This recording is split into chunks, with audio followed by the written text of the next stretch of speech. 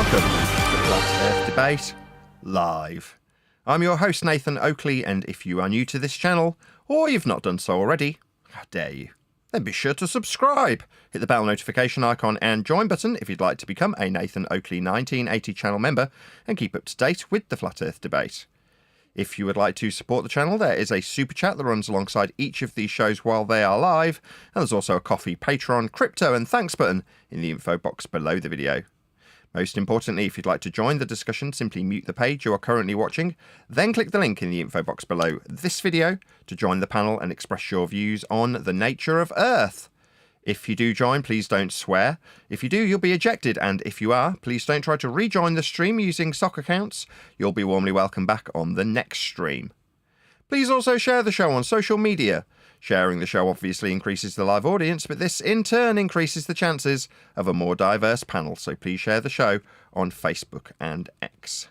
Now, we are joined by Neil, Sensual Goat, and a whole bunch of people in the Flat Earth Debate Discord server, so welcome one and all. Good afternoon. Morning, Nathan. Good morning, good morning. afternoon, hello, welcome. Good to have you all. Pleased to see you, considering I suggested in the Flat Earth Debate, I was going to say Skype, it's actually Teams now, but the Teams group that we use, that there wouldn't be a show today, as I'm not particularly well. But doing a show doesn't really make me feel worse. It makes me feel more better, if I'm honest. More better being terrible English. But yeah, actually interacting with people, having a proper live show is a good thing. I enjoy this more than I do sitting miserably moaning about how ill I am. So I'd rather be doing a live show than not doing a live show, if that makes sense. Mainly because of the good people who surround me. Isn't that wonderful? How lovely you guys are? How you make me feel literally better? Absolutely. Man, I appreciate that. Well, that and I've got Patreons and people send me super chats, so I do find myself feeling a little bit obliged to make a show. That is to say, when people financially support you and you've got a regular weekly show on a regular weekly time slot, it makes people a bit irritated. Neil, you'll attest to this, right? You get a bit narky when I don't do a show because there's an expectation, right? I get very annoyed.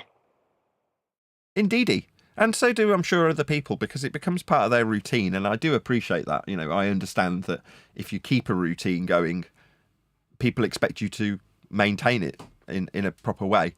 So, doing it is going to be something I'm always going to try and do, even if I'm on death's door. Not that I'm on death's door, I'm just a bit ill, but there we go. Any evidence of a physical geometric sphere edge, formerly known as the curve of the Earth?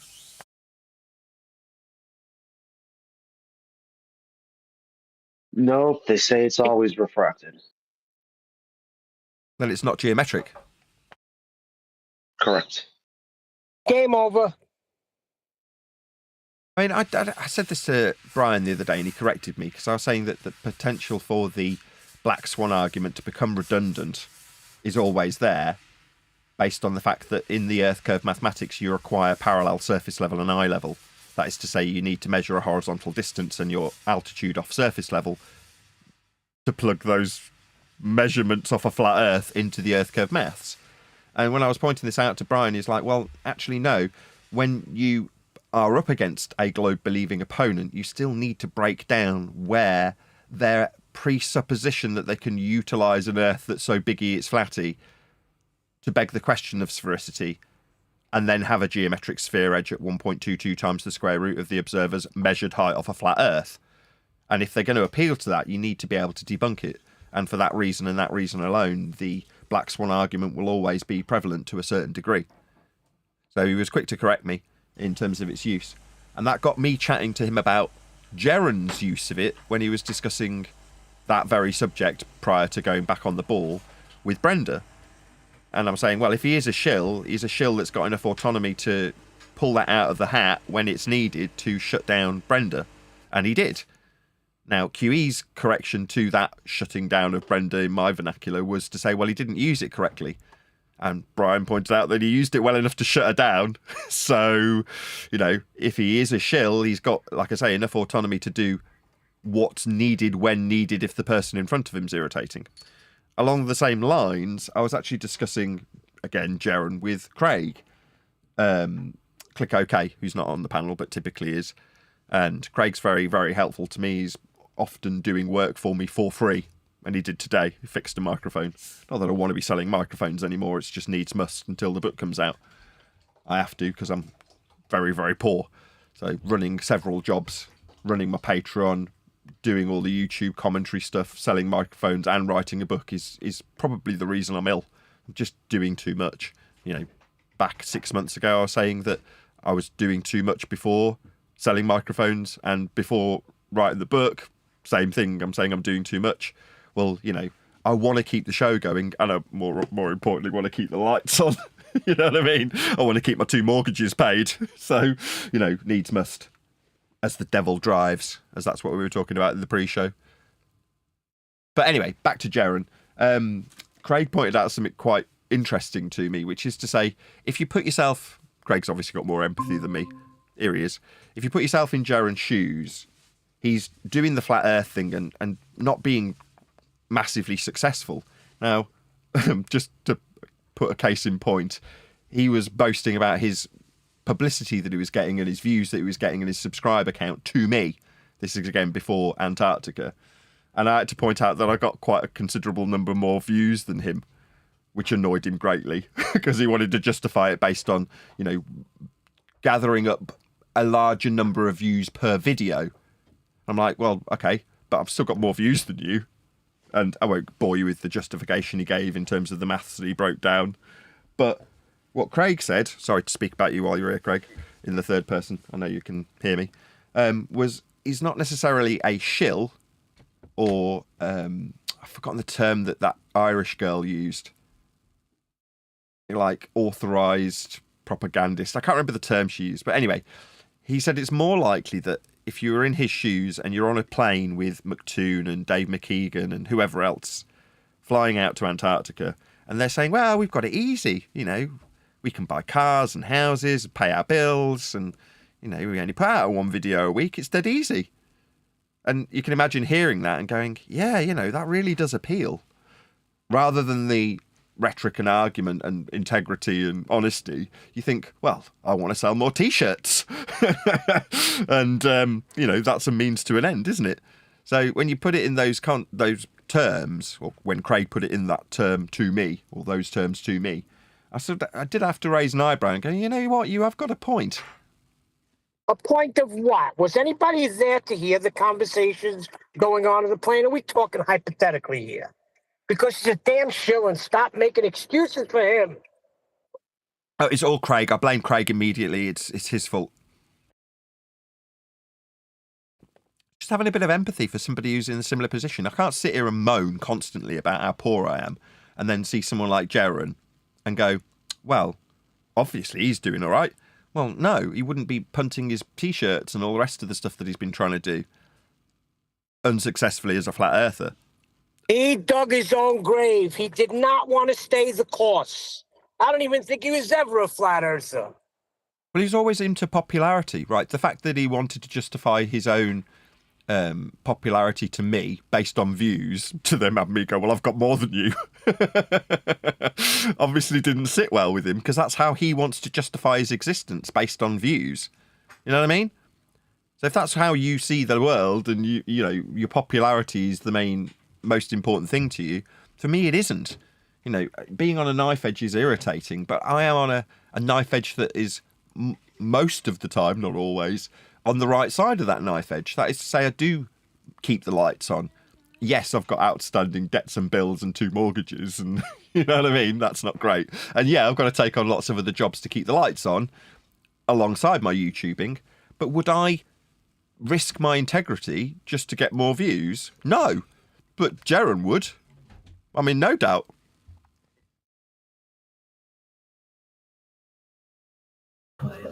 I'm not making excuses. Well, that's how I... Hold on, Sensual. Go ahead, Craig. Yeah, no, I wasn't trying to make excuses for Jaren. He's an idiot, whichever way. But I was just saying it's his integrity. But he's an entertainer, and if your jokes aren't funny, you change your tune so you get more people to listen. Or if you don't play the right music, play some different music. But it's not your own anymore. We offered him many of opportunity to get on board. They did not want to discuss the things. The exact words were, "We won't be listening to FED." It's your own fault, buddy.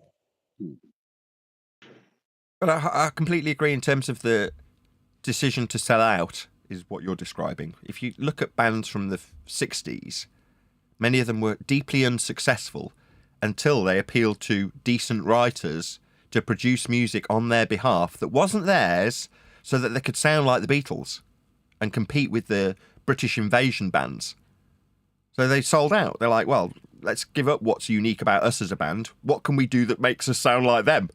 And then suddenly they've got a chart-topping hit that's knocking off the Beatles off the top spot in the hit parade. Why? Well, because they sold out and they'd bought music to produce that isn't them or change their band name entirely. But then you're a sellout. You're not doing it for the being unique aspect of it. And it's very rare that somebody who is completely unique will break through in that way. I mean, I can think of a few artists from when I was growing up and interested in bands. People like Björk, incredibly unique, very off the wall, and popular for it. But she didn't sell out. I mean, towards the end, yes, she was getting I think she was even with him at the time, but a guy called Goldie to produce music with her. But she was just doing what she wanted to do. And if you ever listen to her in interviews, that's her attitude, which is to say, Björk's attitude was, if you're a woman in the charts, you're expected to be feminine. Full stop. That's it. That's what's expected of you. So to be quite strong and off the wall and outrageous and playful and all the things that Björk is wasn't expected of a woman. So people would turn their nose up at her and go, what are you doing? Why are you behaving like this? Like it's something out of the ordinary, when she's just being a person and being herself. Now, for her, worked out quite nicely. I would honestly say that in terms of live performances, the number one spot for me, I've been to see a lot of live bands, Björk easily outranked everybody. She was by far and away the best live performance I have ever seen, bar none. I can't think of anybody who came close to Björk. She was just absolutely outstanding live. Superb show. Everything about it was fantastic. Fireworks, lasers, the music was awesome. The production was outstanding. Her voice was excellent. The sound of the band was awesome. Just everything about it was great. But you've got to be one in a million and succeed as one in a million to be like Björk. Now, is Jaron like Björk? No, he's kind of boring. You know what I mean? So he's not going to break through in the same way as anti-flat earth brethren have broken through because they're algorithmically favoured. What he probably doesn't appreciate is he's never going to get that algorithmic favouritism. You know what I mean? Just changing sides means that you'll have a few people who will treat you as an ex-flat earther novelty for a short period. And that's about it. But I can imagine, as Craig suggested, that you're being sold the world quite figuratively and literally when you're on a plane with these people talking about how they're on easy street, living on easy mode because they're algorithmically favoured when anybody searches this subject.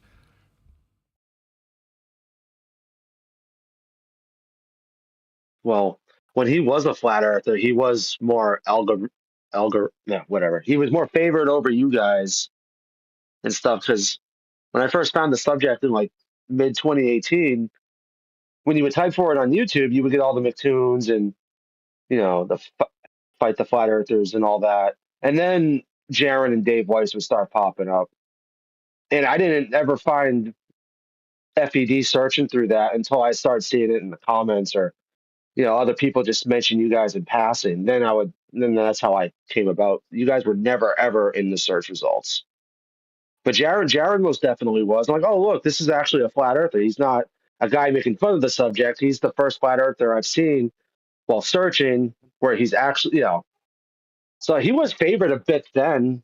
He's never going to be on, like, now that he's turned to the globe and stuff, he's not going to be with them, though. From experience, almost feel we saw bad people for him like... 'cause his show's crashed. It's bad now. Well, so I understand. And the same thing happened to Ranty Flat Earth. Ranty changed sides, so did Jose. Where are they now? You know, other than a minor blip when Ranty did a couple of popular videos about Amber Heard. It's like, does Ranty suddenly get pushed up the algorithm because he's turned back to the ball? No. He offered a couple of people temporary pain relief. Look, we got one back. Oh, yeah, well done. Swing on. Marvellous for you. So what? Does it suddenly mean he's algorithmically favoured? No, again, he's very, very boring. Now me, I realised that I wasn't getting algorithmic favouritism, so I just worked harder. Hence I can turn around to Jerry and go, I still got more views than you, even though you were showing up in the search lists. You could have worked a bit harder, and then you would have had the popularity, but he wasn't tenacious enough. Now me, I am. I'm hungry for the views.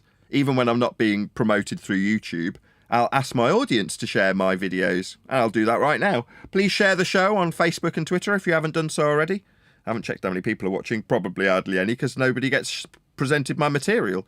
But for the 29 people that are watching this show, they can click on the share button, stick it on their Facebook and Twitter, and get others to engage in the conversation with somebody with a bit of personality, as opposed to somebody who's dry as a nun's fanny. That's Jaren and Shane. Did you just say someone who dries a nun's fanny? Is as dry as.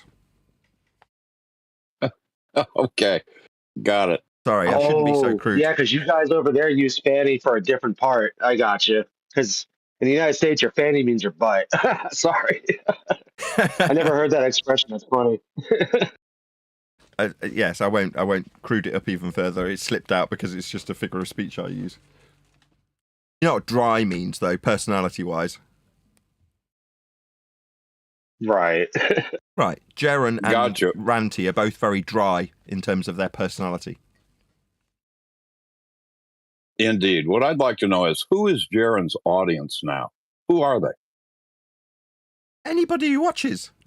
I don't know. I don't know if he gets less or more algorithmic favoritism since going back to the ball. I would doubt it. That stuff gets ingrained into your channel. And if you've built up 100 and whatever thousand flat earth subscribers, I'm sure there is a percentage of ballers that are still subscribed to him. But are you suddenly going to outstrip Simon Dan because you've changed sides? Like I said earlier, you're just going to be a novelty. Oh, look, I've seen it. Don't get me wrong, I've not watched the show, but I saw the thumbnail. You've got Professor Dave with him on the show. We may have even covered it. But he's just a novelty, isn't he? I'm here with ex-Flat Earther Jaren. So, did you want to become Baller Jaren? Because you're never going to be. It's always going to be ex-Flat Earther Jaren. And that only lasts so long. All right, so you switch sides. Good for you. Is he suddenly the subject of massive attention? No, of course not. If anything, from what I'm being told, it's got worse for him. Like, less people are watching. Now, maybe that'll turn around. Maybe he will get some algorithmic love, and he won't have to work as hard as I to suddenly outstrip me in views, and eventually he might do so. Who knows? But based on what I'm being told, I don't think so.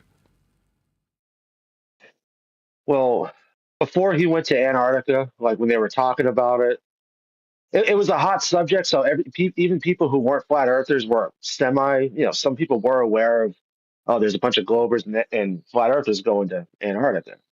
So like the weeks and months leading up to that, his live streams they would have like 4,000 people in his chat. Maybe not quite that much, but it was a lot. And then once he changed and flipped over to the other, now he has like 20, which is whatever. But if you notice, it's mostly people that are, huh? I just can't quite believe my ears. You're telling me he gets 20 people watching on a channel with 100 and something thousand subscribers? Yeah, when I was in there the other night, it was now he didn't have any guests. It was just him talking, like he was just doing a solo show with just himself, and there was like 20 people in there, and I'm like, I've never seen his shows that dead, because even like 2 years ago, like he would still have like 160 in his live stream. But because he does get favored. That's crappy though, isn't it? Yeah, he's crashed and burned. No, I mean that's crap in general. I mean, at my peak, I was getting 300 people watching live. Now, yeah, 38 people currently watching. But if you're saying that he's even lower than that, he's like got 20 live viewers. That's abysmal. I almost feel sorry for him. It is. You kind of have to, but in the same way, but the thing is, if you read the people that are in his live chat, There's a couple of Globers who go, I'm so glad this guy's finally telling the truth. And then there's a couple of ex-flat earthers who probably use his arguments, who would get crushed on a daily basis when they were trying to talk about the subject in real life, who are no longer flat earthers now, and they're praising him for like. So he's got like a handful of people from Globers and former flat earthers who believed the Earth was flat based off of what he would say. All thinking, well, at least this guy's truthful. Like that's kind of his whole shtick now. But it's like it's just a handful of people. It's not a lot. Check it out. I'm sorry to Whatever. change the subject slightly. I just got a super chat. Well, not even a super chat. It's a PayPal, so I can shout this out while I'm live. Shout out to Dan for hitting me up on PayPal while we're live, so I can actually shout you out in a proper way. So thank you very much for the PayPal, Dan. Really appreciate the support. Also, we will have potentially somebody joining the show. I'm just looking for his email, but a dude got in touch and said he'd like me to have me on his show, and he's a flatty, but I was like, if I do, I'll have to charge you. Like I'm literally in poor health because of the amount of work I'm doing. There aren't enough hours in the day. And I did explain this to him. I'm like, look, I haven't got enough time to come on your show. However, for $200 I can. You know what I mean? So it's kind of mercenary, but by the same token, it's like I've got to be a realist. I don't have enough time to do it. And what I am doing is literally causing me health problems because I'm just up against it with so much on. Even today, I was late starting because I was boxing up microphones and shipping them out and testing them. And as I said earlier, I was down at Craig's getting one of them repaired. I don't want to pronounce this guy's name wrong. He calls himself Sam, but it's Shmuel. Shmuel? Is that Shmuel? How would you say that? Jewish? You'd say Samuel. It's just Samuel. Who was that? It was Dan. Yeah, thanks, Dan. So I am going to call him Sam. But he suggested that I go and chat to him on his show. And I said, look, there is still a free option. So if he does happen to join while we're live, I would prefer to clear the airwaves for him just so he can have a little chat with me. Because he was so polite and pleasant. But his channel is called, I might as well shout it out, Flat Earth Renaissance. And he, again, I told him it didn't sit necessarily well with me in terms of if he was intending to badmouth David Weiss and Mark Sargent. I'm like, well, David Weiss is a former friend of mine. So you might all in the audience go, hang on a second, you slag Dave Weiss off all the time. And I'm like, well, yeah, I do, but for my own reasons. When it's someone else's reasons, I might not necessarily want to partake in that when it's somebody who I used to be a friend of. Mark's never done a thing wrong. Now, this guy's under the impression that he's... what did I call him earlier, Craig? Licensed... What are they called? Licensed critics. Is that right? Is that what that Irish girl called them? Licensed Not controlled critics. opposition. Basically controlled opposition, but I just think licensed critic sounds so much better. It just sounds more professional. You know, at the bottom end of that rung, you've got shill. Middle of the road is controlled opposition, which she also uses, that Irish girl. And licensed critic is it just sounds more posh. Sounds more proper. Anyway, he's under the impression that people like Dave Weiss are licensed critics / controlled opposition. Same goes for Mark Sargent. And I'm like, I don't know if I agree. And based on that was kind of where I was going with that discussion about Craig and I having a chat earlier this morning. That sits in line with that. It's like, are they shills? Probably not. You know, they're just people. Now, I can't remember which inmate it was that I was watching that came up with this saying. Not JD Delay. There's another guy, jewel thief, that's out and not in jail anymore. And he says there's no such thing as bad people. There's just bad decisions that people make. And he's kind of pointing out that you can look at a lot of inmates and go, well, that's a bad guy. And his point is, well, no, most people, generally speaking, if you ignore narcissists and psychopaths, are good people, but a lot of them will make bad choices and bad decisions, and you can't necessarily just tar someone as being a bad person because they've made a few bad choices. Now, that goes for anybody, us in our group, as well as external to our group, if you're talking about Mark or Jaron or Dave or whoever. It's like, that doesn't automatically make them a shill. And that's kind of Jaron's rhetoric since coming back. Oh, I've come back and gone back on the ball and everyone's calling me a shill now. You're like, yeah, I can empathise. You shill.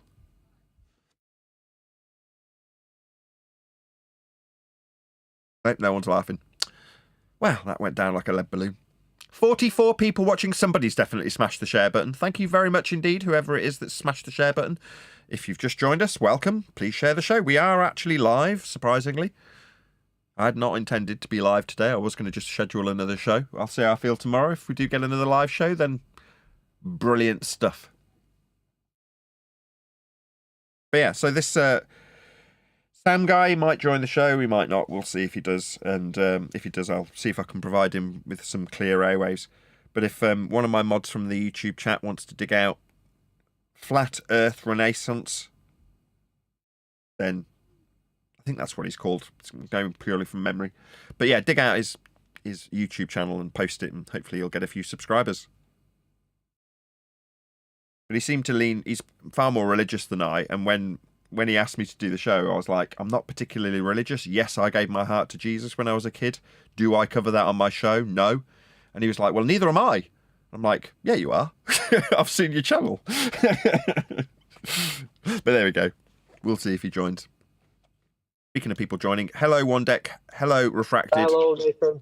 Hello, guys. Hope you're all okay. Yeah. Well, no, I'm a bit miserable, but I'm all right. How did you get on yesterday? Everything, you're back home now and everything, yeah?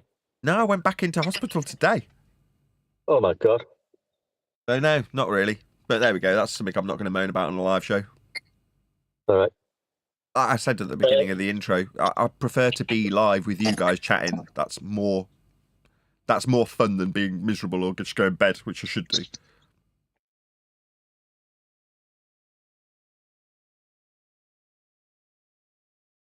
So yeah. How are you? Yeah, I'm not too bad, mate. I've had a busy morning. I've only just sat down from 7:30 this morning. I've been just been doing some difficult jobs this morning, so I've just had a quick sandwich. So I've just got back in my work van, and I thought I'll tune into the guys, see if Nathan's doing a show, and here I am. You wouldn't happen to have that poem, because I interrupted it last time. I might have it. Yeah, somewhere. Oh, okay. Well, just give me a nod if you do, and I'll clear the airwaves, because we didn't get a clear rendition, or mainly because of me. But yeah. Now no, what it was, I got to a certain, I had it scribbled down on this pad that I'm trying to open now, and I tried to turn the page, and I couldn't turn the page, so I paused for longer than I should have done, and you thought I'd finished. Yeah, precisely, which is a real shame. Yeah. Here it is. You want me to go? Yeah, can everyone just pop yourselves on mute if you're not One Deck? Good. Sea level. Sorry. I mean sea level. The average level base, just in case we need to measure above the surface of this place. Height put into place above and below the 0 degree base. Elevation now in place. Cartography, navigation, guiding the human race. Sea level. Sorry, I mean mean sea level. The standard basis for aviation, travel, straight level flight, that's right. Referencing altitude, day and night. Sea level. Sorry, I mean mean sea level. One continuous body of water, seeking level throughout the world.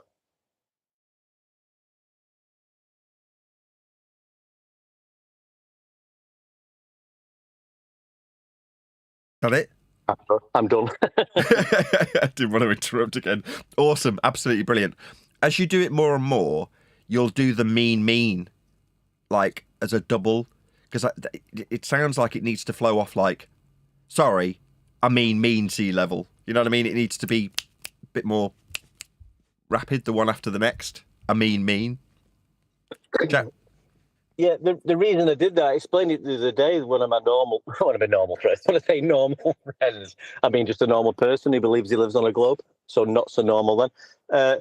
Yeah, I had that conversation about, we got onto sea level and you know, being level basically for all heights measured on Earth is what's used. In his head, he's not in this arena. He doesn't argue the toss about the globe or flat Earth. He's not really interested. But in his head, his rebuttal was, well, there's different tide levels. So obviously, he can't, you know, he was saying, because these different levels where we get the mean level from, he was presuming that meant it was curved. But because there's an average of all of the different levels, that means it's curved. That makes no frigging sense at all. Exactly. But I could see his head. I kept saying, you know, it's level. Sea level is level. This is just the average level. It's called mean sea level. It's level. Yeah, but he couldn't get it round. You could see his brain like working overtime I mean, and it's not so difficult to understand, is it? This is a grown-ass man I'm talking to. And he was trying to convince himself that, well, it can't be level, obviously. It's got different levels, so it must mean it's this is He the thought you was situation. being mean when you mean sea level. Yeah, but so we got into this. It's mean sea level. So I just that's where that's come from, you know, because I was saying sea level, and then we was getting onto, well, it's a mean sea. So I kept apologizing. Well, I mean sea level. So that's where that's from, anyway. But you're right. Essentially, there could be a double meaning to it. So when you say I mean sea level, you can take that to be mean persona and mean the average, or mean alternative meaning sea level being the average. So there's lots of different meanings that you can read into it if you hear it rattled off quickly. I mean sea level. Yeah. That's brilliant. Exactly why I did it. I love it. It's excellent. Just do a quick shout out to BG. Thank you very much for the super chat. $50. Really appreciate the support. Thank you so much. I don't know what that is. Is it a transformer? It looks like a hippo on a gaming chair turning into a robot. Thank you very much. Really appreciate the support. Also, 56 people watching. Definitely someone's smashed the share button. So if you haven't, please do so. It's only a couple of clicks. Stick it on your favourite social media platform, be that Bebo or MySpace or Facebook or X or whatever it is you use. Smash that share button now, if you've not done so already. If you have, really appreciate you smashing the share button. That's the only reason we've got 56 people watching. It would be like as terrible as Jaren's numbers if it wasn't for the dedicated audience that love to be around this show. So thank you very much. Really do appreciate it. Hey, Nathan, I think I mentioned last week on one of the shows, like when we was talking about where we're all up to in this conversation now, you know, regarding how the globe came to be from flat Earth angle measurements. And, you know, when we talk about measuring inside hell and stuff like that. And I said to you, I said, it's so much to take in. And if somebody, even a normal Joe, I mean, you just heard my story about sea level with somebody. So listening to that, it could blow your mind away. But then I did notice it a little bit. I listened to a little bit of your podcast, the Sunday Flat Earth thing. I can't remember the name, sorry. That's okay. Before you carry on, I'll do a proper shout out. So that's Richard. That's 007 channel. So the way it's spelt, double and then OH and then the number 7. That's the name of the channel that I was on, just to give him a proper plug. So go and subscribe to double, spelt double, and then O, spelt OH, and then the number 7. That's 007 channel, which is what we're about to discuss. Go ahead. And there was a point in there where you got right into the spiel, like we just talk about on here every day and understand exactly as you're saying it. We can envisage what you're saying, and you was going through this, and I could hear that there was a deadly silence sometimes after you'd finished, and I was thinking, I don't think they've got a clue what Nathan's talking about or able to comprehend what he's saying. I could. We can on here, But that's what I was saying. It sounds absolutely bizarre and unbelievable when you start to explain where the globe came from in the first place. It blows your mind away. It's very difficult to comprehend if you've not been involved with it from a certain time. And I noticed that when you was talking on the. Someone left a comment to that exact regard underneath the video. They're like, this guy is suggesting that he wants to be open-minded and keep himself pure in terms of his perception of the world, but then when it comes to him not wanting to relinquish atmosphere, you're like, well, yeah, from that point of view, he's not necessarily up to date with the flat earth debate. And I regularly watch 007 because it's more conspiratorial. I see it as entertainment. It keeps me amused. And I joined because he was like, Nathan often comes along to this show, but I don't think he actually hangs around. He just says hello in the chat and buggers off. I'm like, no, I do not. I just put your show on and then do other things. Doesn't mean I'm sat in front of the chat stream, because I've normally got it on my iPad and it's like a portable radio. I can just move it around the flat. So I put him on, listened to him. And when he said that, I'm like, well, today, by coincidence, albeit with the kids making a crap ton of noise, I am actually sat in front of the computer just by pure chance. So I'm like, well, I can actually join. And then my wife was like, I'm going to take the kids to the library. Do you want anything? And I'm like, well, it's going to be silent for a few minutes. Maybe I will join. And I did. And partway through, not just Roxy and Rich, it's more just generally, there was another guy on the panel, and he even said at one point when I'm going through the scientific method, it just sounds like mumbo jumbo. Now, fortunately, he said that when I was going through the scientific method, which is semi-complicated. It's not that complicated.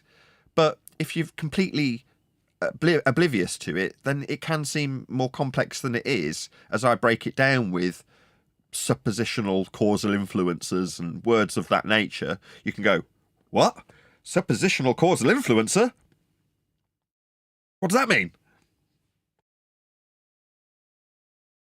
You're like, well, obviously it means independent variable. I'm like, independent variable? What does that mean? And you're like, the thing that you vary, you're going to wiggle it, right? The thing you think causes the effect.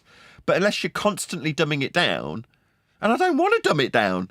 I've been taught by the best. QE's taught me the scientific method in a way that I can pass it on to next man in the most comprehensive manner I can muster.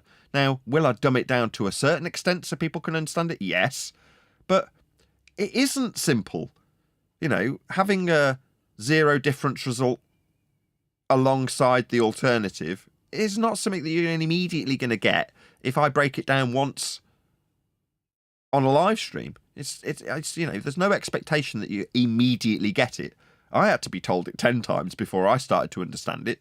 So I can't expect next man to just immediately get it when they're under the impression that science is something it very much isn't, like melting bricks or whatever. I agree, Nathan. I think the guy who was running the show, sorry, what's his name? Rich. Yeah. So at one point in the 3 questions that the lady was asking, he was sort of stating that we'll never know the size of the Earth or what shape it is. And you interrupted and then went in to say, well, it has been measured, elevation angles to and from Polaris. I think you'd already been over this anyway. I think I don't know if that guy is a flat earther. I think he is it? Yeah, he is, yeah. Yeah. So, I mean, so you stopped them in the tracks saying, well, what you're saying, the Earth's not been measured. We've got maps. We've got, it's been measured, but it all starts from an elevation angle to and from Polaris. And I could hear his silence and his brain ticking, even though you've been over it previously, I think. So even he was sort of musing over that, not really understanding, in the first instance, the Earth is measured flat. It's as simple as that. And this is how it's been done, and this is how it's been measured. This is where we've got our maps from. This is how we navigate the Earth. Well, I thought I'd be at loggerheads with Roxanne. So going into it, I thought, I know where Roxanne stands on this subject. She's a anti-glober. And my tact was to say, we've fallen into this trap. And the trap is explaining to our globe Earth brethren in the same pond, just with all the views, how their globe should work. And we shouldn't be doing that because it assists them. If we all brush past north, south, east and west as being flat, if we all brush past areas of equal elevation for latitude, if we all brush past horizontal distance measurements for trig, all of the things that are required to build a globe based on flat earth measurements, then you can start arguing about, well, this item in the distance is X number of miles.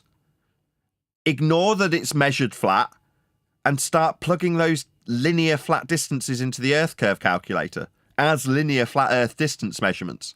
And then say, well, if I'm this high off a flat Earth, that's your altitude measurement measured from surface level or sea level, then this flat distance level means there's a geometric horizon. Now, if you ignore the bits that I've added in, you get your typical anti-ball rhetoric from a so-called flat earther.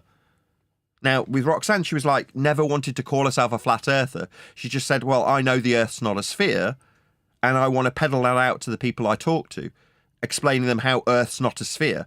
They're like, no. We were duped as flat earthers into doing that, and it serves them far more than it serves us. Because our argument is a lot more simple. Now, in my humble opinion, that's why I've only got 69 people watching. Nice. Please share the show. But that's because our current rhetoric is, no, I'm not going to argue with you about the distance to geometric horizon when the distance to geometric horizon is measured flat. I can just talk about how it's measured flat. What's that? You want to take my flat Earth measurement and talk about where a geometric horizon should be? No, you need to get on your knees and accept that we're going to measure Earth flat with the horizontal distance measurement for you to then put it through a calculator that requires you measure your height off flat Earth to then say where a geometric horizon would be below the surface level you just measured flat with horizontal distance measurements and altitudes. For me, I can stop when we've got flat Earth measurements off sea level, flat Earth linear horizontal distances. That's it. That's all I need. We're measuring Earth flat for everything. Why do I need to justify where a geometric horizon isn't? And then when they say, well, it's because Earth's so big, we measure it flat. I say, so we measure it flat then? And then again, it draws a complete conclusion to the conversation. Like with Simon Dan, we don't only measure it flat. Well, why would you say that? Well, because he'd measured it flat 1,000 times with his participating audience members, hadn't he? So he's got to justify why we don't only measure it flat. Well, in actuality, we do only measure it flat. That's how Earth gets measured in every single example without exception. Hence the heavy degree of censorship.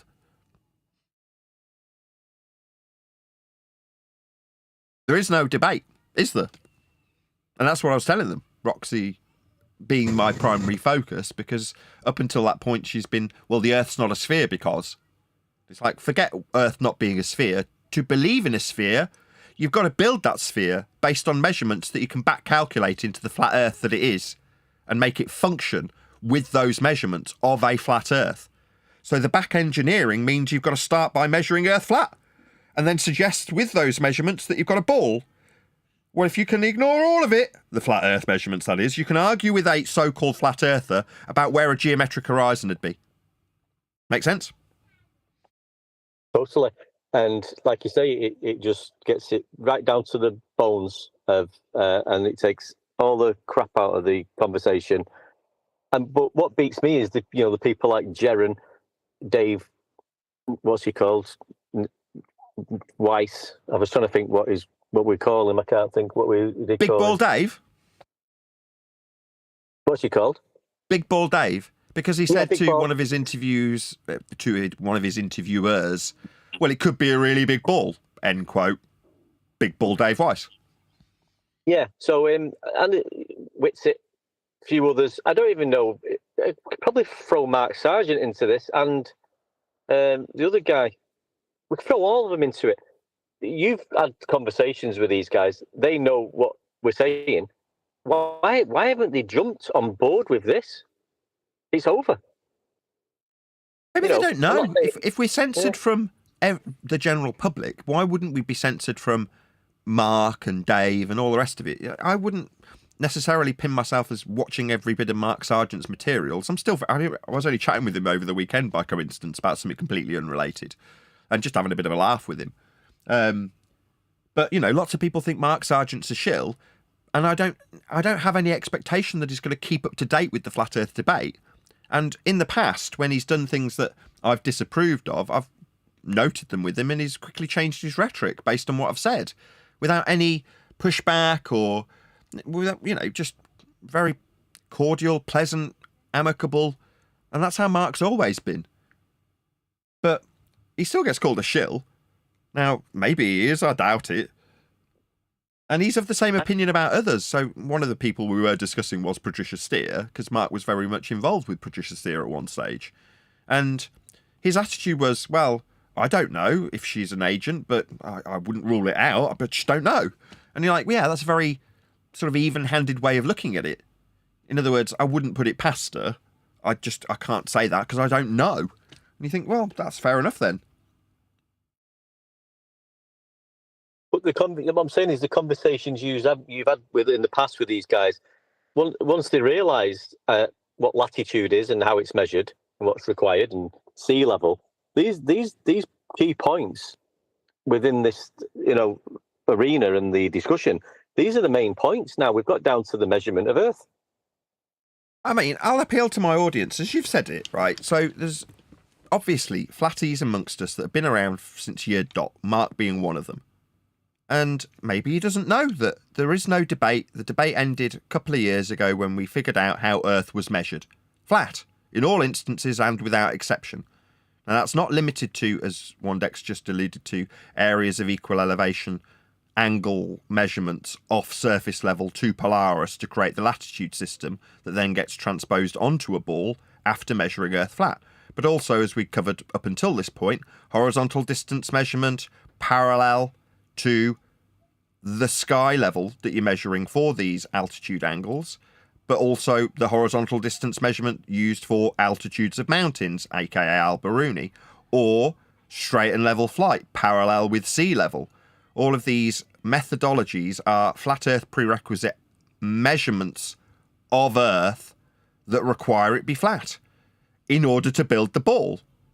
So that in order to be building a ball bit isn't necessarily my main focus when it's surveyed flat by everyone, including people like Simon Dan, who's then got to apologise and say things like, quote, it's not only measured Earth flat, or we don't only measure Earth flat, end quote, Simon Dan. Well, in reality, yes, we do. What he's calling locally flat is just Earth measurement, and you can only measure what you can see. Therefore, any measurement of Earth to build upon, survey, is flat. Local is how much you can survey. The vast expanses that we deal up to maybe 100 miles of flatness that then get built on is just us measuring and surveying Earth as a flat plane exactly as it's surveyed and built upon. There's no ambiguity about this. There's apologetics that come from our opponents.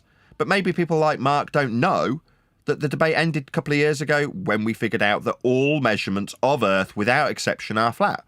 So maybe let Mark Sargent know, at Nathan Oakley 1980 sent me. Hopefully someone will put a link to one of Mark Sargent's videos in the live stream chat. And some of my audience can say, go and watch this particular Flat Earth debate, number 2406. And at the 45-minute mark, they start talking about you, Mark Sargent, and how I personally haven't gone to Mark Sargent as an individual and said, by the way, Mark, the debate's over. There never was a debate. There was just a very carefully orchestrated, shilly behaving methodology of us talking about how Earth's not a ball, so our opponents could utilise flat Earth prerequisite elevation angles and flat surface level measurements of Earth's surface to say it is. And we'd brush past them in every instance over the last 8 years where we would accept north, south, east and west being described as flat Earth only directionalities, or flat Earth horizontal distance measurements to plug through Earth curve calculations, without actually pointing out that you're going to need a flat Earth for this measurement of Earth's surface, for your height off a flat Earth, for your distance on a flat Earth, for your horizontal distance measurement for trig, for your straight and level flight, for your sea level, all of which are utilised on a daily basis when measuring Earth flat. Now, if you don't know that, you don't know that, but now he does. If you can let Mark Sargent know, at Nathan Oakley 1980 sent me with a polite comment on one of the links that my moderation team puts into the live stream chat. Hopefully Mark will listen at the 45-minute mark of this video if someone directs him to it, and he'll then know what we know, which is Earth was is and always will be measured flat by everyone in all circumstances and without exception. Even if you believe you're on a ball, you will require Earth to be measured flat. Because it is. Ask Simon Dan. What's that, Simon Dan? We don't only measure Earth flat, end quote, Simon Dan. Why did he have to say that? Well, because he just told 1,000 people to go out and measure Earth's surface level for an angle measurement to the sun. Just like Al-Biruni or Eratosthenes or anybody else that's measuring Earth for use with elevation angle measurements off surface level. You'll need a surface level, or you can't call it an angle. Now, Dan knows this, so he's got to apologise for how flat he's measuring Earth and for how flat every single one of his 1,000 participants is measuring Earth by saying we don't only measure Earth flat. Well, no, Dan, you do only measure Earth flat. You did only measure Earth flat, Dan. All 1,000 participants during your so-called experiment all measured Earth flat without exception. So we only measure Earth flat. That's why Dan's got to apologise. And that's all we'll ever get from this point forward. Apologetics for how, well, yeah, we can measure it flat because it's so big. What, big and flat? Yeah, we know that's how we measure it.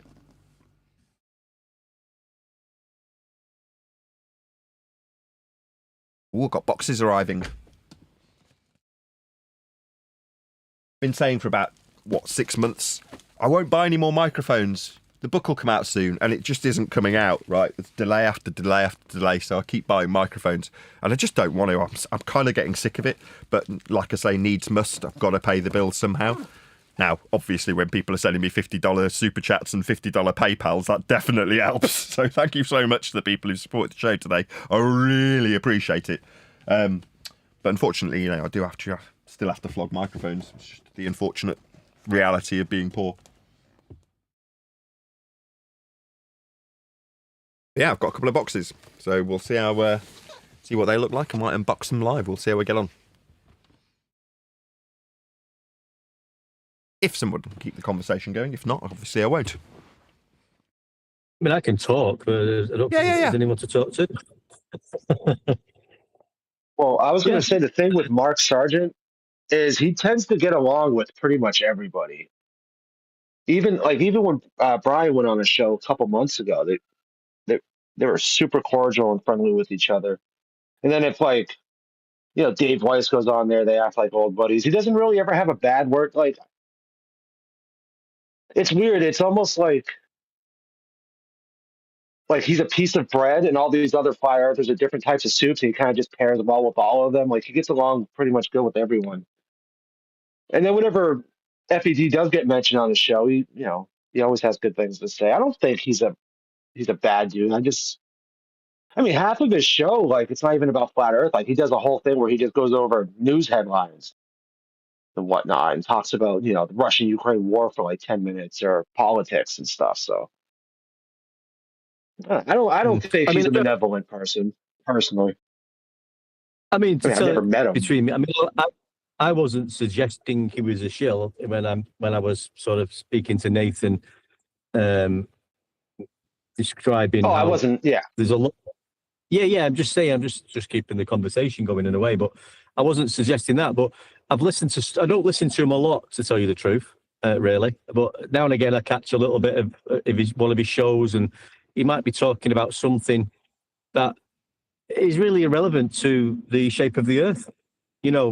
I don't know, Admiral Byrd or ice walls or stuff like that. Which, if that's what you want to talk about, that's fine. But like you say, he might be having that. He might want to go down that road and keep that sort of thing going for people who are coming into it or whatever. But if you're just talking about the geometry of Earth, then would you be talking about measurements? And I'm sure that all the people that I've just mentioned, including Eric DeBay, who does similar things, really. He does mention, I know he spoke about navigation, celestial navigation, but he doesn't go into it too deeply. He will skirt over the subject, a bit like Whitsitt used to do. Yeah, Earth's measured flat, and then just talk about a load of nonsense, not really stay on that point. And that's what I sort of noticed with a lot of these so-called flat earthers who have got channels and promoting our Earth is not a globe and measured flat. They don't really get into the down to the bare bones of it. What I was highlighting. Did you say he even got on with Brian? I don't believe you. Yeah, I was Definitely a surprised shield, too. Where is Brian today? Where were they at?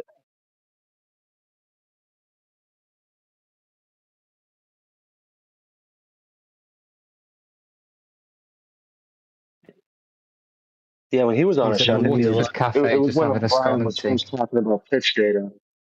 Sorry. You go, No, go sorry, first, mate. I was Foxy. being facetious. You go ahead. No, I was just saying when Brian was on a show back, I think this was around the holidays too, wasn't it? They were just discussing pitch data and all that, and it was a good show. It was very entertaining, and Brian got a lot of good information out to people that probably never heard it before. Yeah, I remember watching that. Yeah, and that's what you've got to do.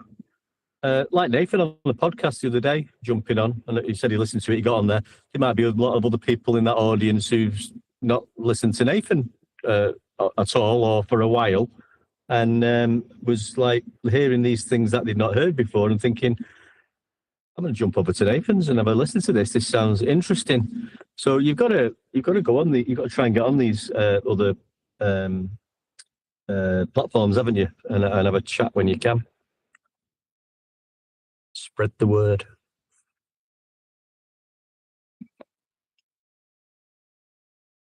Yeah, I mean, I gained half a dozen subs from going on that show, which is always nice. Small diaphragm condenser microphones, matched pair. Very nice. Sontronics. Mm-hmm.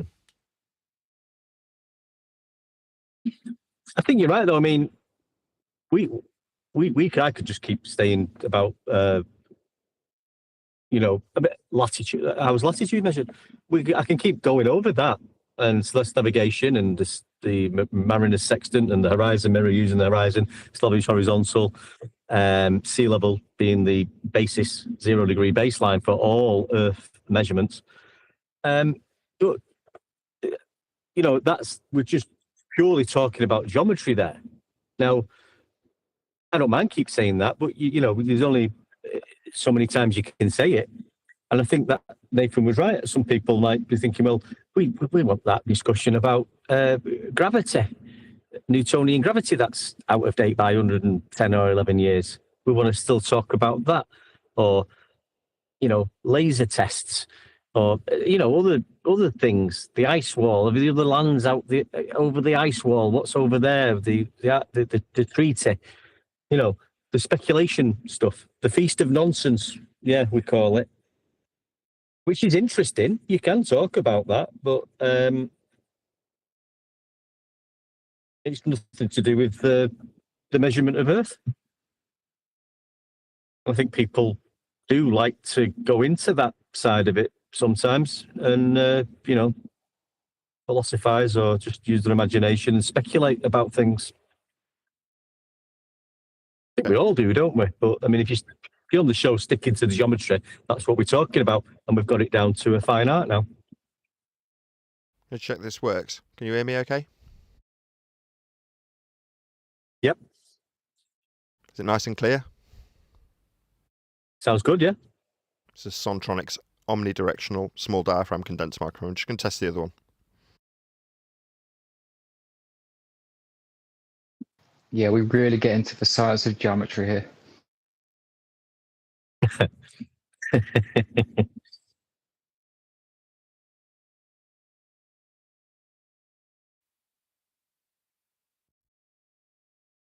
There's Neil today. I've not heard Neil. Usually on having a chat. Must be grafting, eh? You there, Neil? This is the other one. Does this one sound okay? You Yeah, walk keep in the talking. dog, or is the dog Check. walking you? Is the dog walking Neil? Here, boy. Here, boy. Yeah, that sounds good. Yeah, well, they come with omnicapsules, so I can do AB stereo with them. Not that I might ever need to do AB stereo or use them as drum overheads or whatever, but, two matching. I always buy them in the idea that I'll keep them. In other words, if they don't sell, You're like, oh, well, oh, I love them. They're nice. I buy things that I want, and then they're a lot easier to sell. Does that make sense? Yeah, well, if you like something or you're passionate about something, you can put more into it, can't you? You like to talk about things that you're passionate about. You can sell things that you're passionate about because you're passionate about it and you know about it. You can talk about it and sell it quite well, yeah. Well, in this instance, I'm back on my Neumann now, but in this instance, I've no need for drum overhead mics. I haven't got any drums, and I'm not a drummer.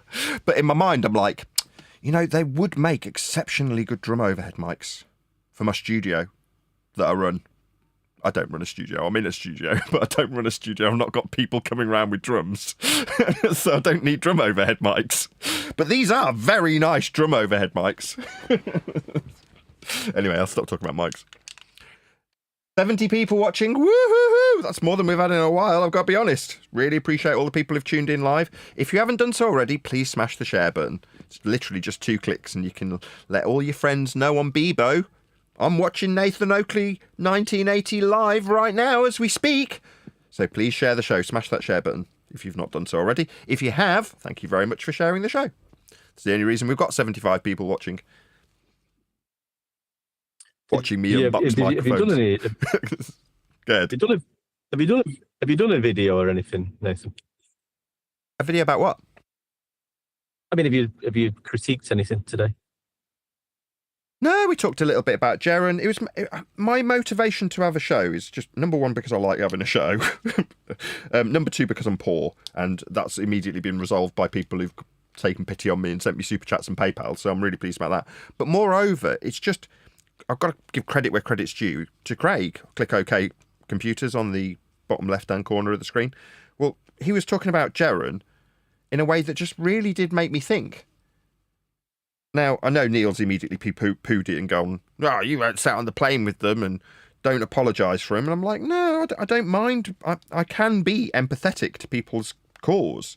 And having known Jaren for literally years, I know that he's kind of shallow and interested in his views. Like I say, I took great pleasure in telling him I got more than he had, because I know it's very deep and near and dear to him. Now, as a mate, that's how you rib your mates, right? You have a little jab. Well, I've got more than you. Not that I was thinking about it until he brought it up, because at the time he's comparing himself to me and going, I'm better than you. Oh, really? So based on your view count, you're better than me? Well, if that's the case, and I've got more, I must be better than you then, eh, Jaren? Now, I don't actually think that way, but when someone's trying to shove it in your face that they're more popular than you are, and it turns out you've got more views than they have, obviously you're going to mention it in passing. But in so doing, Craig's like, well, what's his motivation? What do people do when they're motivated to be popular? Well, they'll take the popular route, they'll sell out. It doesn't mean that they're paid by the government, it doesn't mean they're shills, it just means he wants to be popular. Well, to be back on the ball means you get less ridicule. I mean, it sounds like he's only getting 20 viewers now rather than 4,000 if we were to believe the Waxy numbers, but it seems a bit extreme.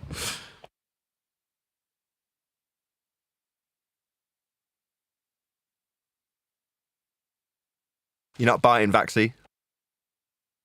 Yeah, no, 4,000's a lot. But he was having some popping live streams back before all that. It was a lot of traction he was getting because it was a big deal. People that never even heard of Flat Earth were talking about it. So yeah, he was doing good there for a minute. I don't listen to him. What's he Witcher talking about now? Witcher was having some heavy live streams then at that point too. I think everybody involved was.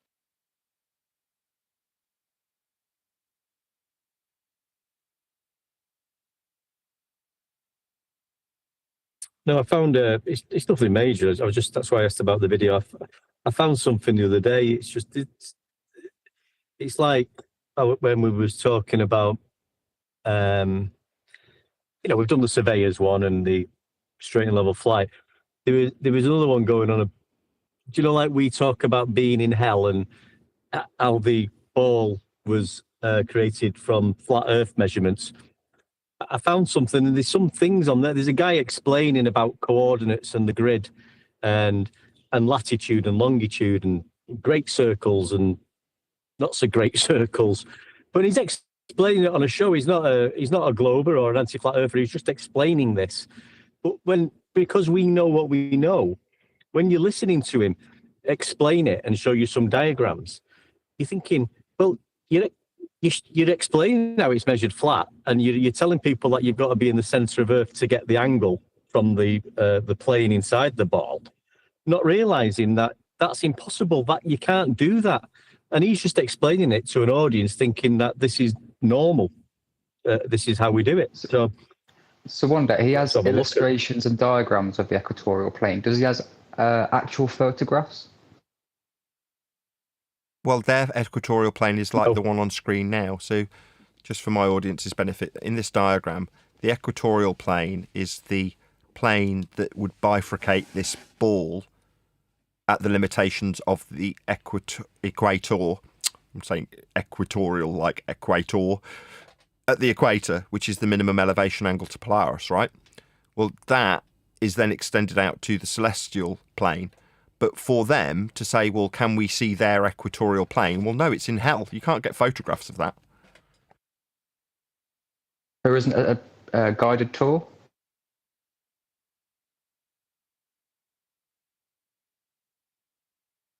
I'll pop it in Master B. It's about, if you go to about 6.5 minutes, then it gets onto, there's loads of little bits, but it's probably too boring to watch all, but he'll start talking about how latitude's measured, then he'll mention a grid, and then you'll understand it when you hear how he's sort of contradicting himself without realising, if you want to have a listen.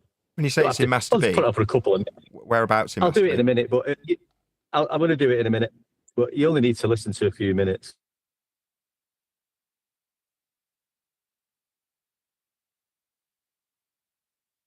Na na na na na na na na na na na na na na na na na. Have you done it yet? Maybe we could cover it tomorrow. Yeah, it's there now. Oh, is it there now? Okay. Have a little looky. I think about 6 minutes or something. He starts, or just about 6.5 minutes. He'll start, but he just sort of contradicts himself, and It's just a PlayStation ad. You carry on. yeah, he talks about the grid system and using grid systems and XY axis and the coordinate systems and the things, and then tries to sort of say, well, we can use this on the globe now. This is how it's used on the globe. It's similar to measuring angles on a flat plane, but this is how we do it on a globe, and it's just like, it's laughable. Okay, so we're starting at the 5 minute 55 seconds, and he's immediately got flat Earth directionalities with north, south, east, and west on it. Yeah, is that where we're starting? Yeah, and then you can go a little bit further probably, but around 6 minutes, I think he gets into latitude. But you'll pick up. Well, on longitude, any of it, I think, if you like. It is used to express how far east or west a point is. Let's take a closer look at the reference axes used in this system. As in the Cartesian system, He's using an AI voiceover, which just annoys me. Ugh. 2 reference axes are used from which latitude and longitude are measured. These axes are the equator line and the Greenwich meridian. Okay, so showing it like we would describe it as being a glorified protractor. So if you've got the equator, and then you've got the angle measurement from the centre, like I just showed in that diagram, it would come out, and then these degree measurements are your degrees around the protractor. Yeah? Now, in order to understand how this reference axes are defined, first we have to look at the definition of great circle and small circle. A great circle is a plane on a sphere which passing through its center. Right, a plane on a sphere? What? You don't have planes on spheres. That's a contradiction in terms for a start. Divides it into 2 equal parts, as we can see in this example. Oh, what you mean is this is the equatorial plane. That's not on a sphere, that's in a sphere. Aviation theory, you're an idiot. because you just said a plane on a sphere. No. What you are is in a protractor on a plane, and if you think that the ball Earth is real, then you're in hell inside a ball on a flat plane measuring angles to the sun through your globe, which is just basically a protractor. But you said a plane on a sphere. No, wrong. Just flat out incorrect. And even your diagram proves how wrong you are with that phraseology when you get your AI bot to do your voiceover for you. It is important to note that we can divide the Earth in any direction. Oh, can you? Really? So you can slice up an Earth that's spherical in your mind's eye imagination of a ball that's come from flat plate. You can divide it up, can you? No, reification fallacy. No, you're not dividing up Earth. On the contrary, unless you're mining, perhaps. But I wouldn't really call that dividing up Earth, like you must do to your ball in this example, where you're cutting it in half to make it function with the flat plane you need for the angles. As long as it is divided into 2 equal parts. Hands up, who's divided Earth into 2 equal parts? Nobody ever! But we do measure Earth flat on the equatorial plane that we must measure for angles to form the latitude grid. But you must divide your ball into 2. Do all the ballers recognise this nonsensical contradiction in terms when it comes to actually measuring Earth's surface inside a ball? Do you all recognise how stupid it is to suggest that to make your ball function, you've got to literally cut it in half to get a plane that you can measure? No, in reality, we just measure the plane of Earth's surface as a plane for angles, like Simon Dan did 1,000 times. We will obtain a great circle. On the other hand, a small circle is a plane on a sphere which do not passes through its center, and if it's a plane on a sphere and you draw a chord line and cut off a slice of Earth, again, that's in a sphere, not on a sphere. But what you need is a flat planar surface to measure angles from. Notice how none of these are measuring a ball surface. So Dan said we don't only measure Earth flat. Yeah, we do. Even when you think you're on a ball, you measure Earth flat. You have to take slices off your ball. Now, how many people, hands up, just by a show of hands in the comments, ballers, that is, how many of you have taken a slice off Earth and developed a chord line? None of you, because it's not possible. No, but you do measure Earth flat. It's a prerequisite for Earth measurement. And therefore divides it into 2 unequal parts. So you all done this? You all cut off a little chunk of Earth, have you? No. So in other words, any circle on the Earth that is not on the Earth. Why do you keep saying that? Right, I take umbrage with this shit now. I'm getting very irritated very quickly. Idiot. You are lying to your audience. You're deceiving them. It's not on a ball. When you're using it as a glorified protractor, or in this case, chord line, where you're slicing off a segment. No, what you're doing is you're creating a flat plane, because that's how Earth gets measured. You keep saying on a ball. There are no planes on balls. It's one of a ball's defining features, that it doesn't have any flat surfaces. But what's that? We must have a flat surface when we measure Earth, so you're going to decide that you can describe Earth as a sphere and then cut it in half? Or cut it off at a chord line? You can't. Idiot. Deceiver of men. Give him 87,000 subscribers. is not a great circle, will be a small circle. Here we can see some examples of great and small circles. Again, are we doing this? Are we dividing up Earth?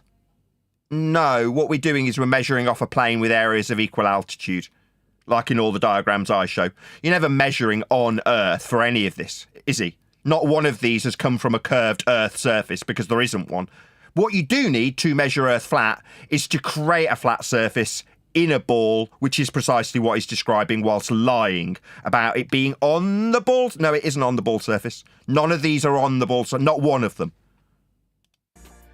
It's just, like you say, Nathan, it's just, they'll all need a horizontal plane for measurements on Earth. He's explaining that that's correct and showing a globe. You know, we've got a globe, but we've got to measure it all flat and horizontal. But there'll be people in the audience just watching that and not realizing what we understand this contradiction, because this is what we're pointing out. Our Earth is measured flat. But there'll be people watching this thinking, well, yeah, but this is, they're not clicking, not understanding this contradiction. You know what I mean? The equator line is defined as a great circle perpendicular to the Earth's axis of rotation. So the great circle, perpendicular. No, you don't have perpendicular on a ball. There's no perpendicular to a ball. There's only a flat surface with a horizontal and a vertical for it to be described as perpendicular. But when you describe your equator, it's got to bifurcate a ball. Yes, because you can't functionally measure Earth as a ball. You can only ever and will only ever measure Earth flat. Rotation, which divides the Earth into two equal. No, we're never dividing Earth into anything. We're just measuring areas of equal elevation with Polaris to create an equator that's a circle and flat, derived from an angle to a Polaris that's measured off a flat surface. You can then convert it into a sphere that you stand within and then lie to an audience about being on a ball. You're not. But you need to create a flat plane in a ball. Hemispheres. And if we compare it to the Cartesian system, it would be the equivalent to the x-axis.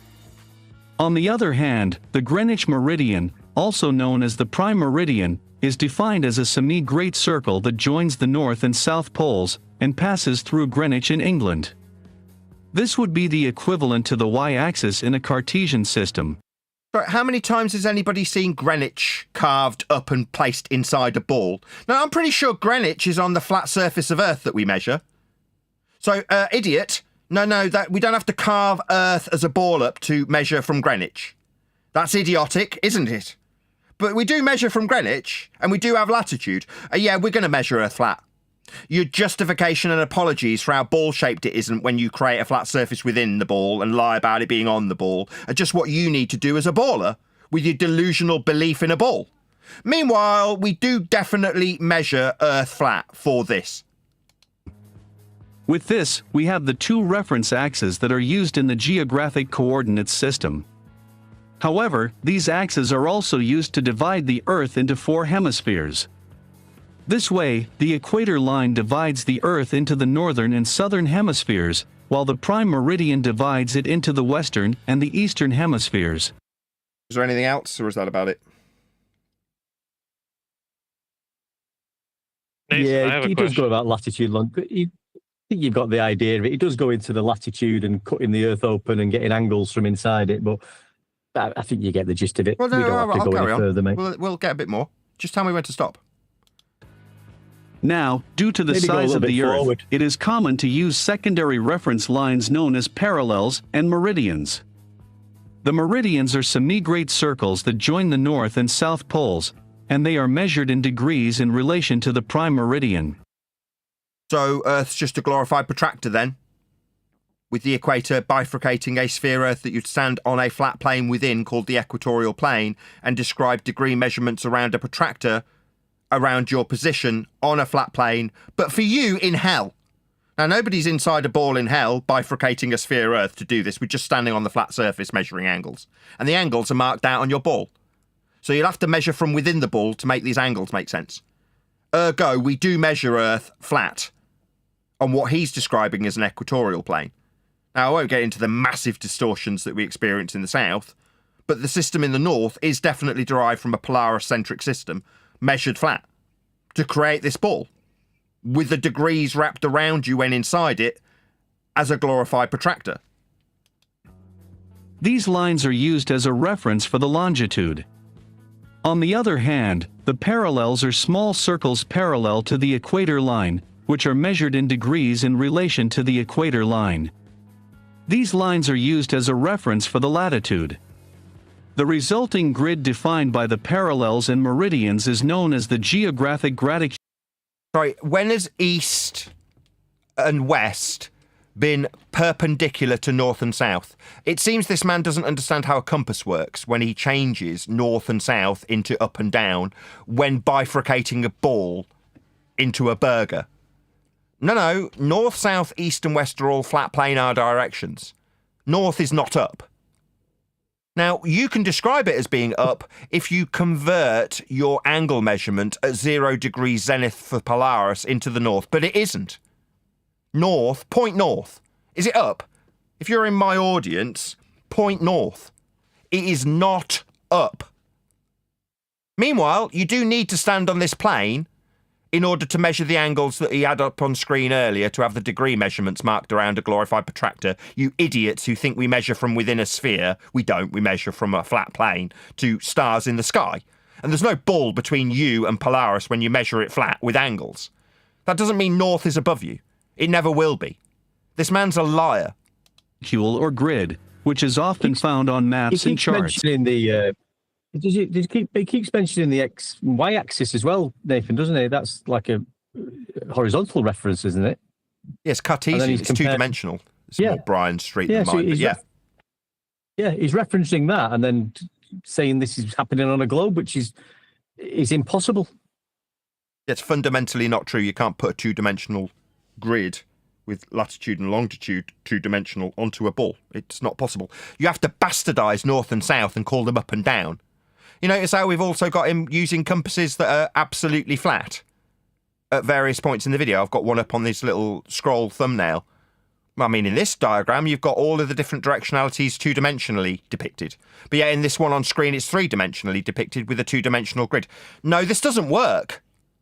Simple as. Earth must be flat to have north, south, east and west function as they do, horizontally, like on a compass. Having seen all this, let's now look at the definition of latitude and longitude.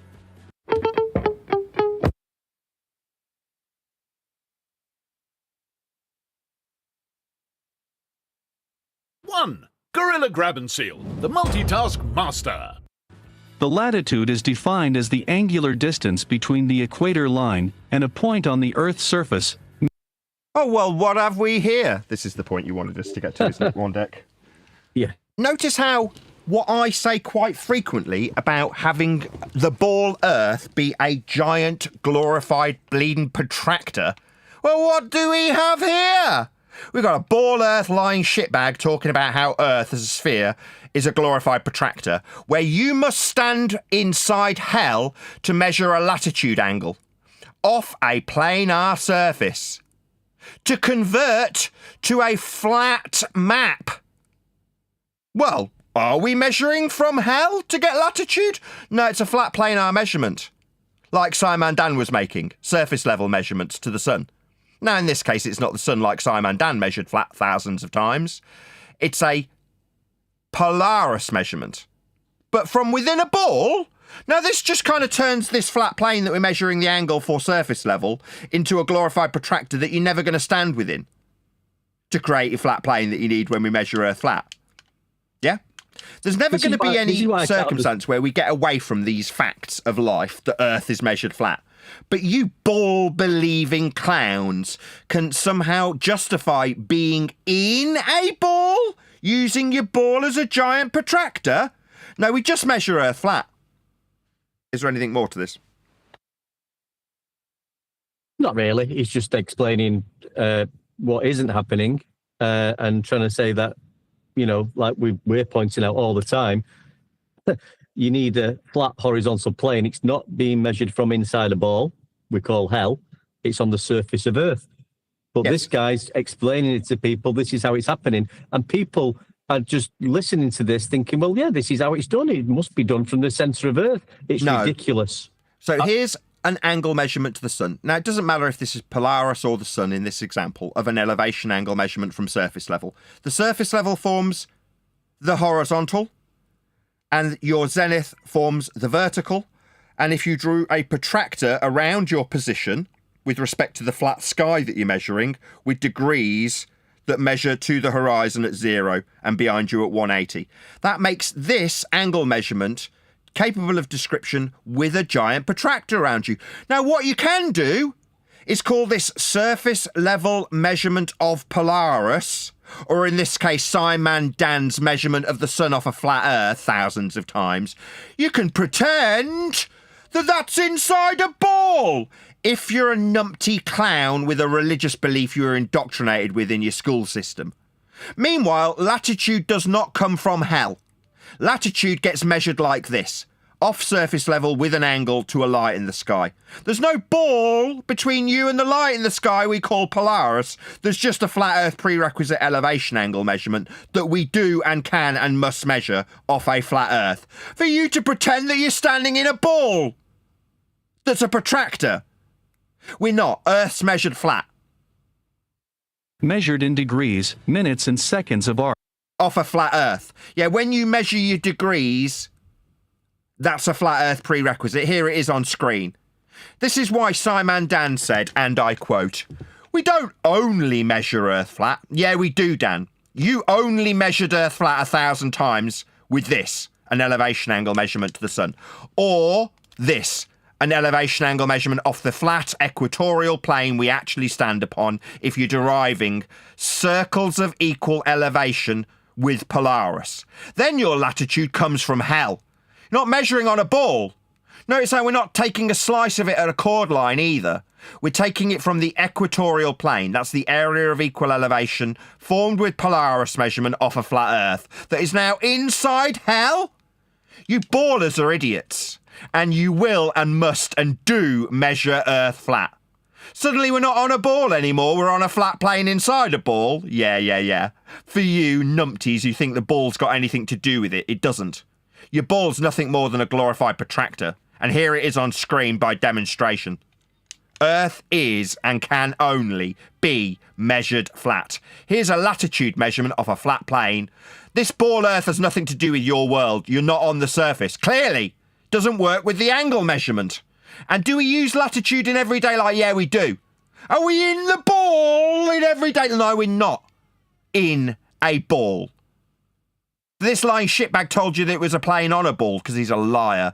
Aviation theory, the lying scumbag. Yeah, whoever that was.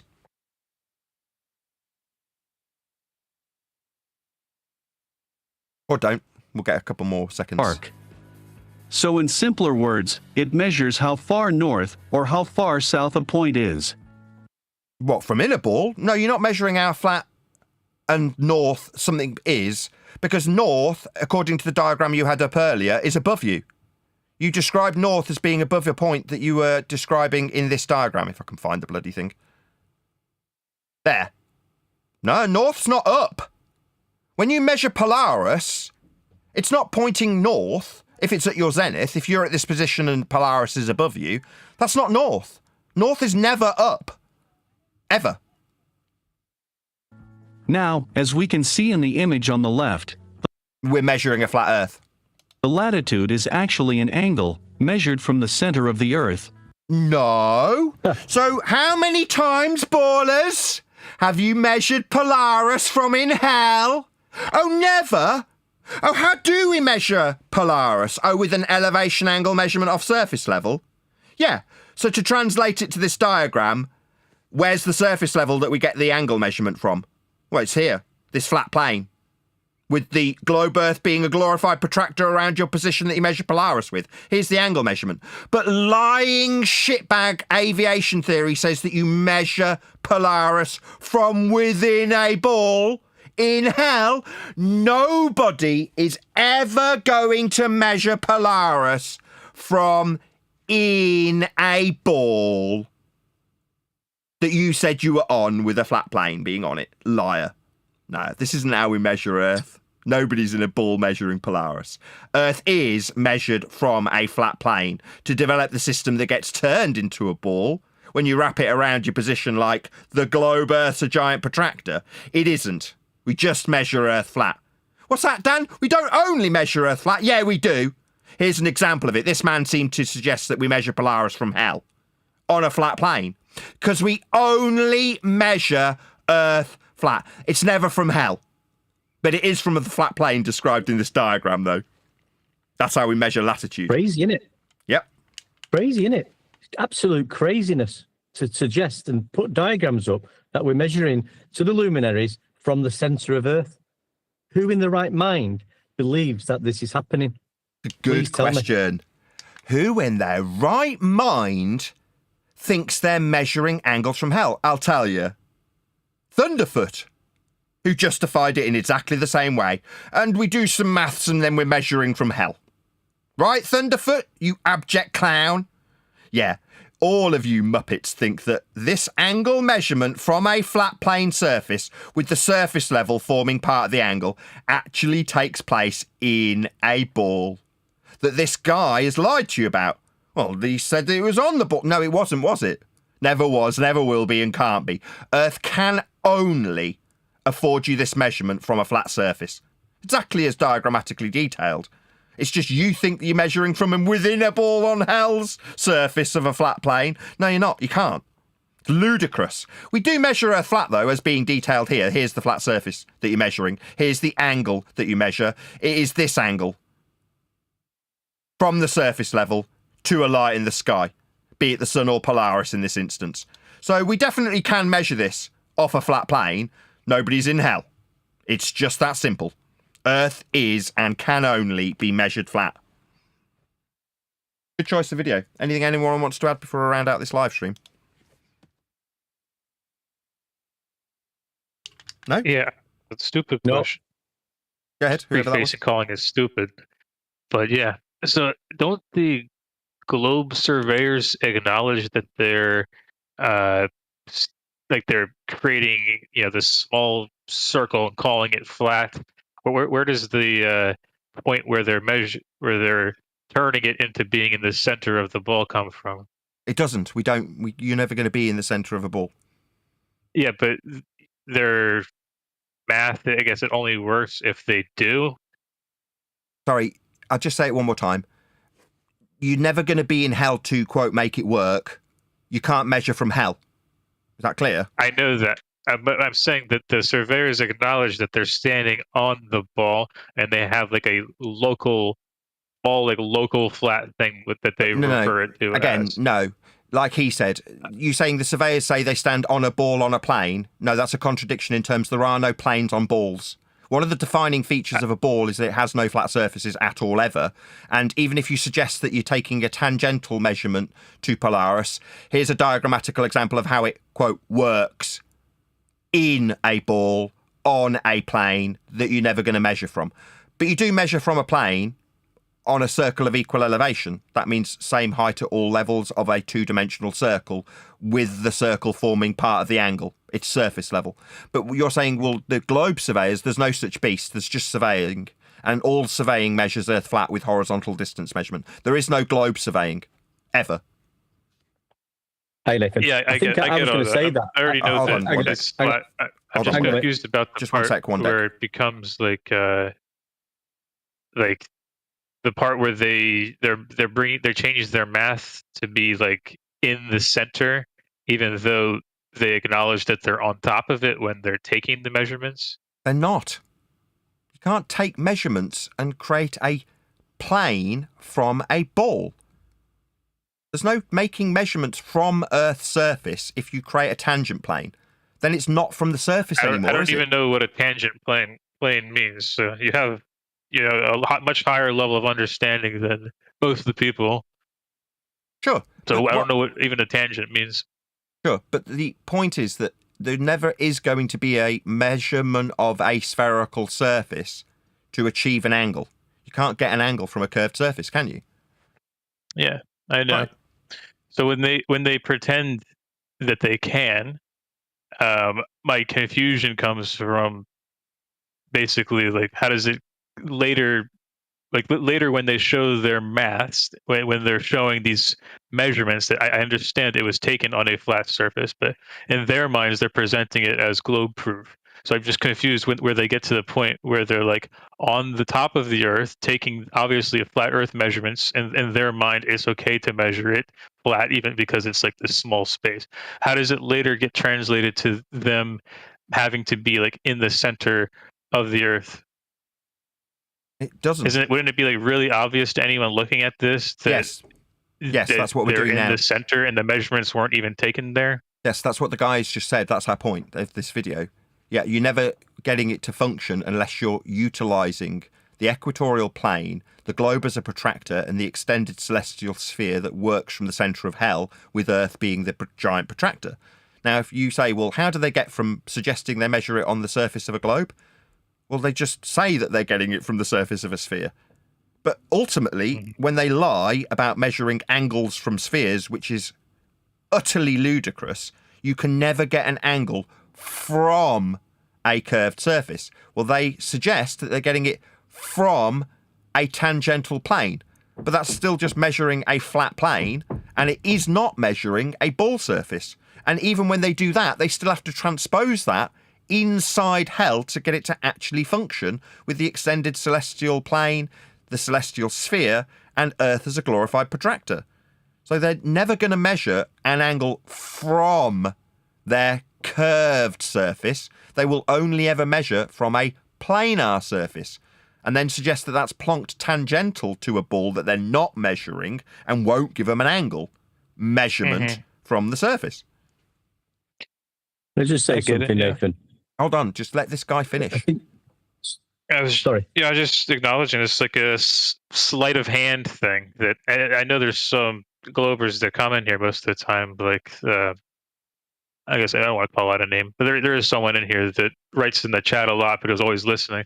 I just confused how they can see this happen and like just witness like the sleight of hand where like here's the measurements where they were taken, and then here's where they have to be for it to actually make sense. I don't know how they can still like, you know, fall for this stuff. But what House DeJello is asking is, how do you idiots cope with this bullshittery? That's what he's asking. How do you see this sleight of hand and go, yeah, that's okay. I'm cool with it working in hell when we don't measure from a ball.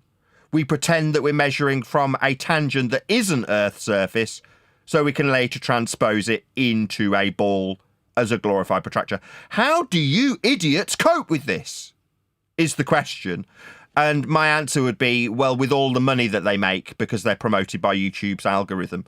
So we will hope that their compensation for not coping with the facts that we don't measure a ball surface ever for anything functional, we only ever measure Earth flat, be a claim to be tangential plane that isn't their surface, that later must be transposed into hell on a flat plane. How do they cope? Well, probably with the new car and the fact that they haven't had to pay 2 mortgages like I have. That's how they cope. With money. So one of them just wrote in the chat that you can do it because the stars are so far away that your distance from the center doesn't introduce a significant error. So distance from the center. So in this numpty dickhead chat commenter's mind, it's okay because the distance from center. When did you measure that, chat skank? Did you go to hell to get that measurement to make it work? No, never. You won't. But in his mind, that squares the circle. It's okay to say that the celestial sphere is at an infinite distance. There was me thinking that you got light years ascribed in your ball nonsense that came from flat Earth measurements in the first instance, with areas of equal altitude measured from Polaris off a flat plane, to derive your radial value, to convert it into statistics with Kepler and Huygens that give you actual distances. What's that? Haven't you got an actual measurement to the stars? How high are the stars? Infinitely high. Wow, that's a total fail. There was me thinking that you described them after measuring Earth flat with Polaris and its minimum for your radial value. Or maybe you prefer to appeal to Al-Biruni and his height off a flat Earth, deriving with trig a radial value with a dip angle calculation. I mean, that dip angle calculation below the surface level you measured flat means that you have to still go into hell to make it work with stars that you can't ascribe distances to. This is a massive fail. How do they cope, you ask? Oh, well, they get paid lots and lots of money. And we have to live in poverty for pointing out that how we measure Earth flat. End of statement. There's nothing else to add to that. It's just how we measure Earth flat. Because we do. But that means I don't get any money. And they do. So they cope because they get paid to cope. Any more? Any other comments? Thank you very much. That was a good series of questions. Yep, sure. Go ahead. He's still writing in the chat responding to you. I don't know if you want to look at it. You can join the show. There's a link. You're talking to me because you've clicked that link and joined, right? Yeah, he doesn't use his microphone. It's then he can suck on my proverbial. Don't use your mic, wanker. then sling your bloody hook. I couldn't give a crap. You have to measure from within hell. It's on screen. It's just been explained by someone with 82,000 subscribers. Now, he said on a ball multiple times, but he never showed it, did he? Why? Because you can't measure from the surface of a ball and achieve an angle. What kind of angle? Well, this angle. The one that Simon Dan measured 1,000 times off a flat planar surface. That's the only way you get it to measure. What's that? It can work with infinitely distant stars in a ball? No, it won't. What's that? You can't come and tell me this in person. You might don't work. Then get lost. Then I give a crap. If you want to tell me I'm wrong about this 82,000 strong subscriber-based channel called Aviation Theory and how he's showing it working in a ball with a glorified protractor you think is the globe Earth you're standing on, if you're standing on it, why aren't you ever measuring it? Well, because you can't get angles. You can't do this on a ball. You need a flat Earth. You need a flat Earth more than we do. And when you're using it in hell, you say the stars are infinite. So you haven't got distances from Kepler and Huygens then after measuring an equatorial plane with Polaris off a flat Earth? No, we know. We've been saying it for quite some time.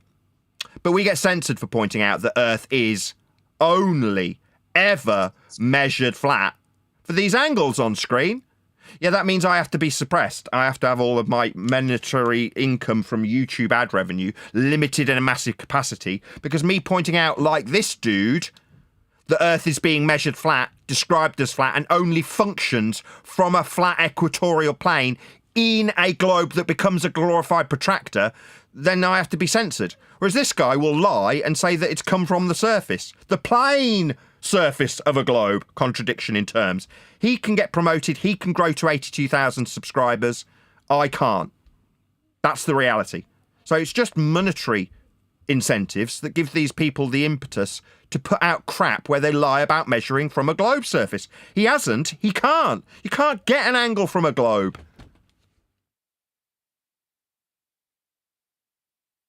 Any more for any more? One deck, you were trying to get a word in. Go ahead. It's okay. I was just, when the gentleman was talking, I was just going to, I thought he was trying to get to the point with, there is a system called is it the WGS 84 system? It's just a mathematical model that they use, World Geodetic System 84, that when it was created. And they've accepted this as the model. So when the surveyors and anybody who's measuring the surface of Earth take the elevation angles, then it's mathematically adjusted and put into the accepted mathematical model, WGS 84. Brian's pretty good at all that, but it's just a mathematical concept after measuring the angle off a flat horizontal plane. That's all I was going to say. Perfect. With that, I'm going to say another huge, massive, enormous thank you to both Discord and G+ panels for making today's live, and there's going to be no after show, but today's show possible. Of course, a massive thank you to all of you as well in the audience for liking, commenting, sharing, subscribing, joining as a Nathan Oakley 1980 channel member, hitting me up on PayPal and via Super Chat and all that good stuff. I've been Nathan Oakley, and I will see you all in the next video.